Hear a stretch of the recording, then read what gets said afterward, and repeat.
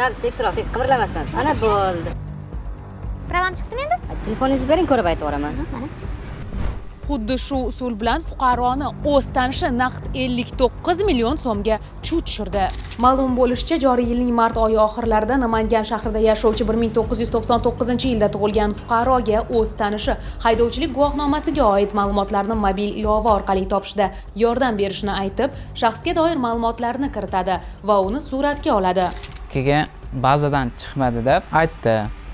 Keyin shu bilan tarqaldik. Meni ham esimdan chiqib qoldi u narsa. 6 oydan so'ng o'zimni shaxsiy mo'shtamda GAI xodimlar to'xtatdi. Keyin taqiq bor ekan, hech qanaqa kreditingiz rasmlar bor ekan deb aytishdi GAI xodimlari. Davlat xizmatlariga bordik. Chiqazdik mana narsalarim, nomlarimni. Keyin bor ekan haqiqatda. Onlayn kredit rasmiylashtirilgan chog'dagi rasmni ko'rgach, bu qachon, qayerda bo'lgani va kim suratga olgani yigitning yodiga tushadi. Shundan so'ng u zudlik bilan o'z hududidagi huquqni muhofaza qiluvchi organlarga murojaat bilan chiqib, holat yuzasidan qonuniy chora ko'rilishini so'raydi.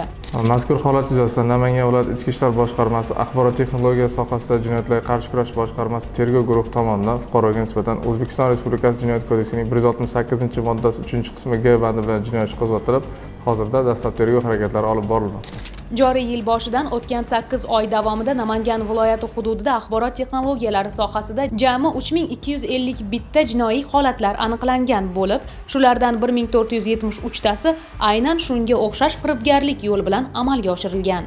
Beg'araz ishonchni suiiste'mol qilgan firibgar oxir-oqibat qonun oldida javob beradi albatta, ammo har birimiz hushyor bo'lsak, firibgarlarga ham imkon qoldirmaymiz.